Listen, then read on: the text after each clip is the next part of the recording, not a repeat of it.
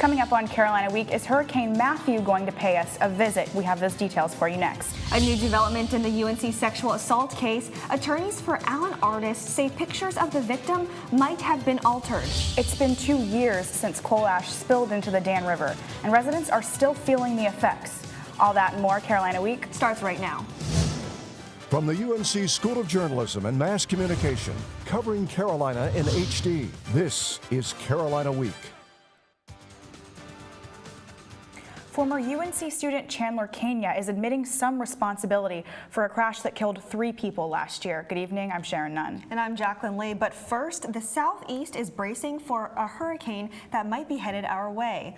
Hurricane Matthew has already hit Haiti and is headed toward the Bahamas. What can we expect here in North Carolina? Meteorologist Alex Clement has the latest. Alex.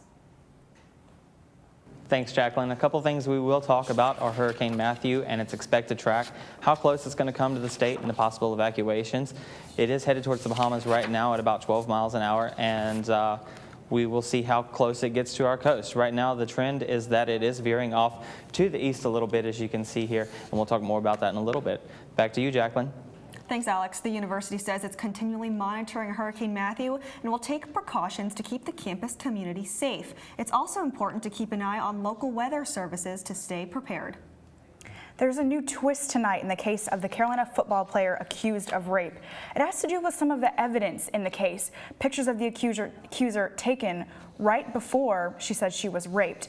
The defense is claiming tonight those pictures might have been altered. Anik Joseph has been following this case since the beginning and has the latest. They do not intend to prosecute this case, despite the physical evidence in this case. This is the picture that is part of that physical evidence.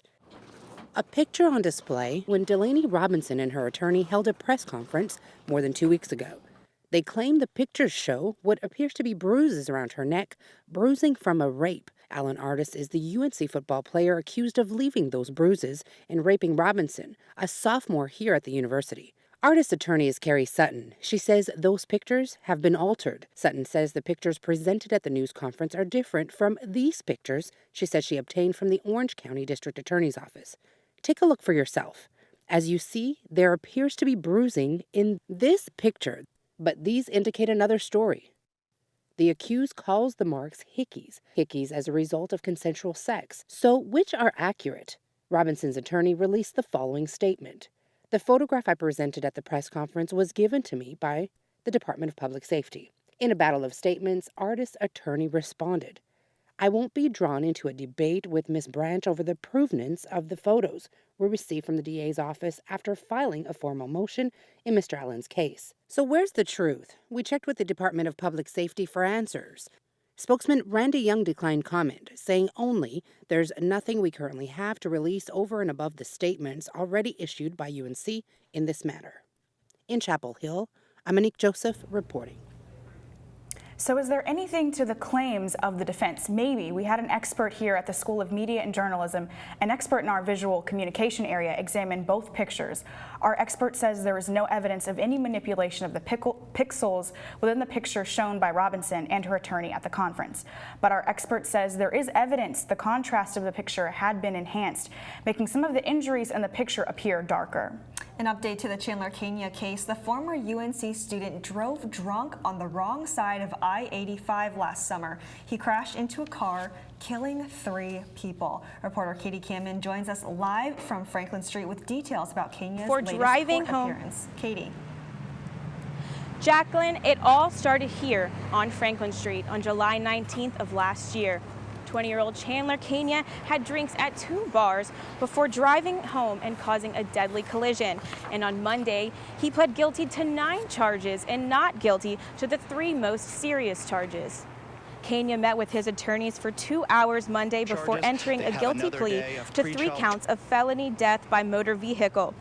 He had also pled guilty to driving while under the influence, driving with an open container, driving after consumption of alcohol under the age of 21, purchasing alcohol under the age of 21, consuming alcohol under the age of 21, and driving the wrong way on a 2-lane highway.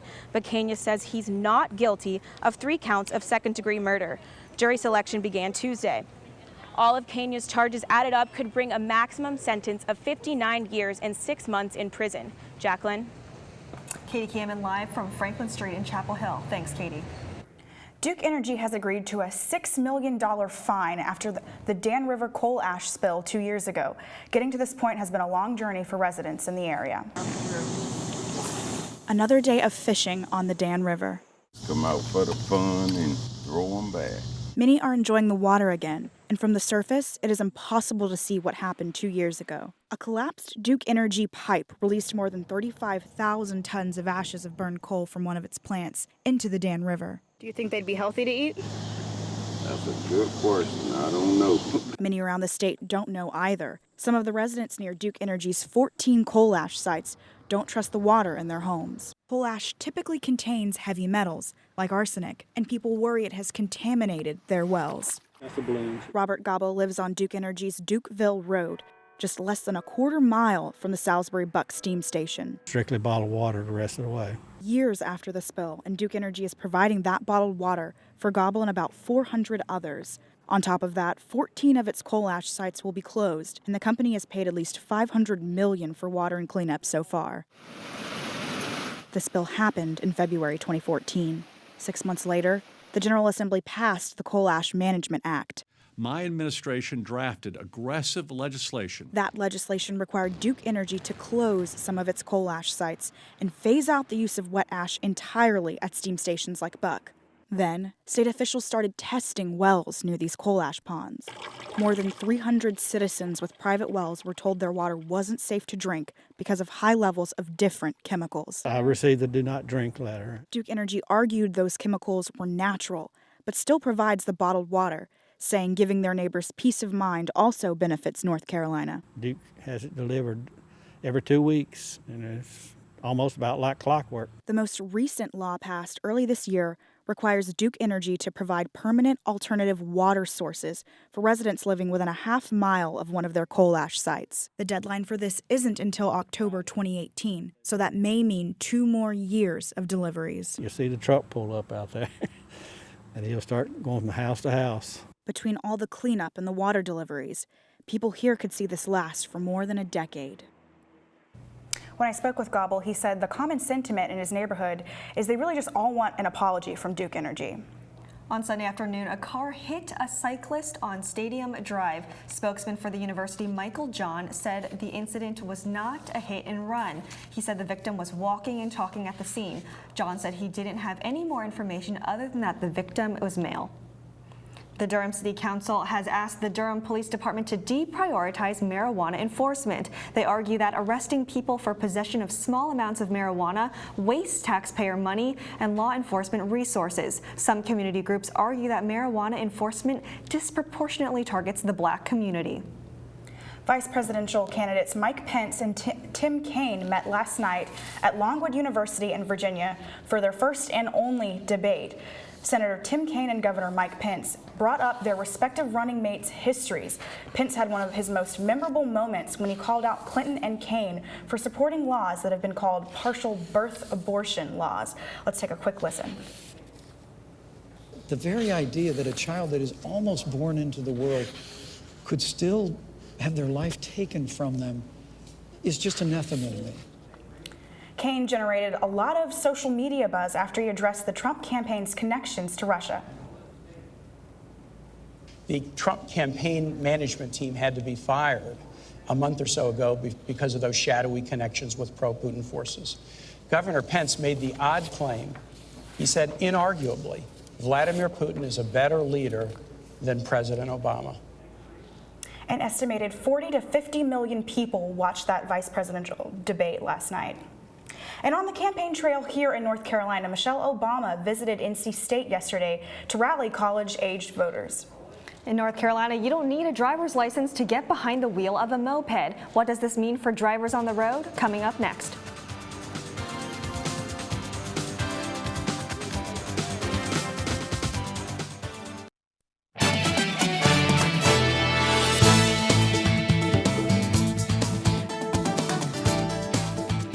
Mental Illness Awareness Week. On campus, some UNC students are doing their share to help the cause. Stigma Free Carolina is a community campaign that has put together a series of events aimed at reducing mental health stigma. These activities include video workshops and a photography campaign with messages that support mental health. Todd Jensen says the group has several goals in mind. I think there's a couple of things we hope to accomplish. One is that students are, one, aware of the various resources available to them, and then second is that they feel empowered to utilize those services. And one way to do that is to help remove stigma as a barrier and making sure everyone's comfortable getting those services when they need them. An expert panel and discussion will take place today at 5:30 at the UNC School of Social Work. Stigma Free Carolina will host updates on its Facebook page. Garrett Watson gave students more than just a meal card swipe experience during her time at UNC. The beloved Carolina Dining Services employee of 44 years died on Sunday afternoon. Food District Manager of CDS Scott Weir says Watson was a great person and took pride in serving the students. He says Watson always had a smile on his face. Marketing Manager Brittany Cook says he knew every student by name. She says he would greet them and even ask them about their tests and schoolwork. Carolina Dining Services says a memorial service for Watson is in the works. Education NC and several other groups are cooking up a solution to food insecurity in our area. Chefs, writers, and nonprofit leaders kicked off the first ever Carolina Food Summit. The focus of the event is to foster a conversation about food-related issues such as hunger and sustainability. This year's event was held at Rock Quarry Farm in West Chapel Hill. Organizers say they hope to make this an annual event. You've surely seen them zipping around campus, mopeds. North Carolina has one of the most relaxed laws for those riding the scooters. I sat down with one man who wants to keep the laws the way they are. John Purrs, known as Tweet, has been riding mopeds for over 30 years. I got 8 of them now. See, this is one of them. That's one of my old junk ones over there. The football players gave me these 2 here. I got 2 more here.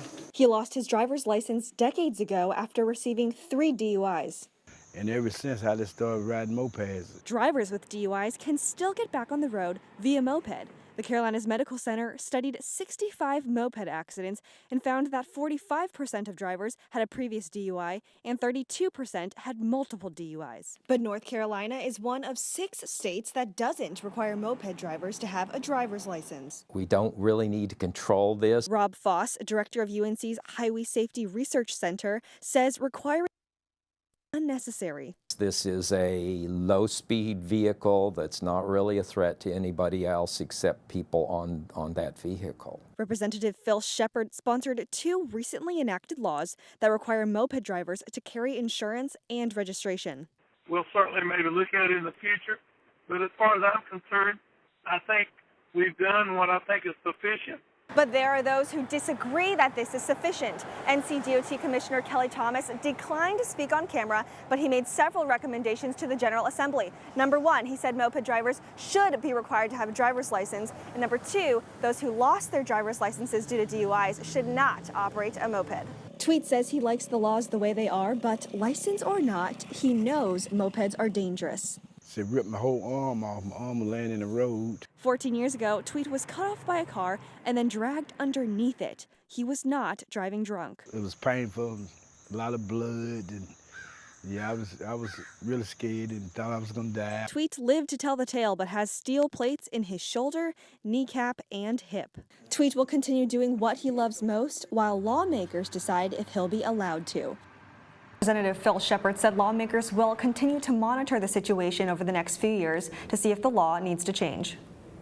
We've all seen the "have you registered to vote" people out with the clipboards in the pit. I've been ambushed several times already. But where did they all come from? Turns out these volunteers are from different organizations across the community. Although volunteers aren't allowed to disclose their political stances, many belong to groups like NC Victory, a DNC subgroup. All have one unified goal: to increase college voter turnout for this year's presidential election. Cloudy skies today, but what does the future hold with Hurricane Matthew in the picture? Our meteorologist Alex Komet is up with the next 5-day forecast.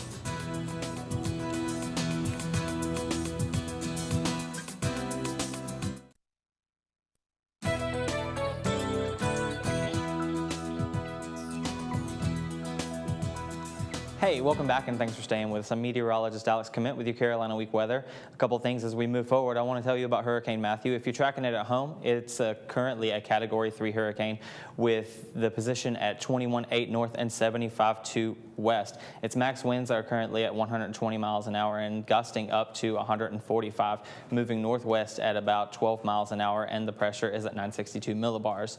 Moving forward, I want to show you a satellite image of Hurricane Matthew here, and it is slowly moving north into the Bahamas right now. How far north, we don't know yet. It's still a little uncertain, but the trend is that it is moving a little further to the east. If you look forward to the cone forecast here, each update we get, it is a little more to the east out to sea. So hopefully within the next couple days we'll know altogether, but the trend is that it is moving further out to sea.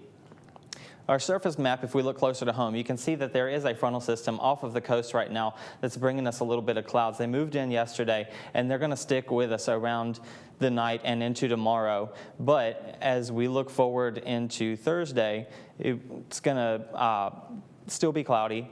For our radar, you can see it's not raining right now. Don't expect rain tomorrow. There's a small chance, so if you see a shower, don't be surprised, but it's unlikely. Currently, it's 71 degrees with winds north-northeast at 5 to 10 miles an hour. Tonight, we'll get into the 60s, the low 60s, with winds north-northeast 5 to 10 miles an hour as well. It will be overcast, and tomorrow, on your way out the door, we start in the low 60s. Getting up to 70 degrees with your rain chances slowly increasing throughout the day, but still very low. So if you don't see a shower, don't be surprised. As you look forward to our football forecast this weekend, hopefully by noon, we'll be clearing out a little bit. Not necessarily clearing out, but the rain chances do drop dramatically, so hopefully we'll still have a good weekend in store for football. It all depends on what Matthew's going to do and how far east the track ends up going. And then as we look forward to our 5-day here, you can see we're in the 70s for tomorrow and Friday. Saturday, we drop into the 60s for our highs, and we won't see 70 again until Sunday. So how likely is it that Hurricane Matthew is going to veer off course and completely miss North Carolina? You know, the forecasting for hurricanes has really not improved at all over the past several years. You know, our models get better, but it's still hard to tell exactly what it's going to do more than a couple of days out. So we won't know more until probably Friday. That's interesting. Thanks, Alex. You're welcome. Up next, Caleb Waters joins us with sports. What's next for the Tar Heels after they tomahawk chopped the Seminoles?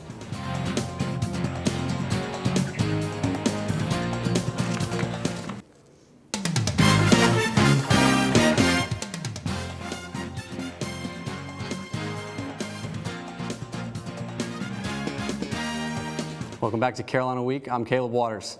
The number 4 ranked men's soccer team faced 20th ranked UNCW last night at Fetzer Field, and it was a senior who saved the day for the Heels. Sophomore forward Niels Bruning had this chance at a goal late in the first half, but he drags a shot just wide of the near post. But in the 68th minute, Zach Wright in the box with a chance, but the Seahawks keeper makes a splendid reaction save to deny him. But he can't deny senior Nico Mello, who hits that full volley off of the ground to give the Tar Heels the lead. Let's take one more look as Mello just pounces on the poor clearance. That's a striker's instinct right there. Carolina wins 1-0 and has now kept opponents scoreless for almost 360 minutes. Last conceding a goal on September 20th against William & Mary. Now, unless you've been living under a rock, you know about UNC football's huge win this weekend against Florida State, but just how big was it? Coming into Saturday's matchup, Florida State had won 22 straight home games. 22, a streak that dated back to 2012 before eventual Heisman Trophy winner Jameis Winston took a snap for the Noles. But unlike the rest of the country, UNC has felt right at home in Tallahassee. In the Heels' most recent game in Florida State against the Seminoles in 2010, Carolina won by the exact same score, 37-35, when Florida State kicker Dustin Hopkins had a chance to win it for the Noles with 7 seconds left. But he's no Nick Weiler, and his kick sailed wide right. The Tar Heels pulled off that upset as well. But even though North Carolina had beaten the Noles before, there's no denying how special this victory was. According to ESPN's win probability calculator, UNC had a 0.1% chance to win the game after Florida State scored with 23 seconds left. But you know what I always say, where there's a Weiler, there's a way. So after the 2 biggest Carolina wins in recent memory, the road does not get any easier as the number 25 Virginia Tech Hokies come to Kenan this Saturday for an ACC Coastal Showdown. Virginia Tech comes in at 3-1 on the year, but to be honest, their schedule hasn't been that particularly impressive. The Hokies have blowout wins against Liberty, Boston College, and ECU to their name, but when they faced off against Tennessee in Week 2, the Volunteers had their way with the VT defense and hung 45 points on the Hokies in a 3-touchdown rout. Now, UNC already has experience winning close games, and that just might come into play this Saturday at Keenan. And the player who the Tar Heel defense is going to have to watch for, that's Hokie quarterback Jerod Evans. Evans is a true dual-threat quarterback. He can punish defenses with his cannon of an arm or his legs. Here you're going to see him take off for a long touchdown run against ECU. Now don't worry, guys, he's not actually that fast. But Evans currently ranks 4th in the country in passer rating, and just as a comparison, North Carolina's Mitch Trubisky is ranked 6th. So guys, the Tar Heels cannot overlook this number 25 ranked Virginia Tech team. They're number 25 for a reason, although there might be a tendency to, because the weekend after that, they go to Miami to play number 10 Miami, and that is going to be a huge matchup in finding out really who's going to go to the AC Championship game from our division. Well, if the past 2 weeks have been any indication, I think we're going to beat them no problem. I think so too. Thanks, Caleb. At the University of National Champions, UNC athletes aren't the only students working towards being the best in the U.S.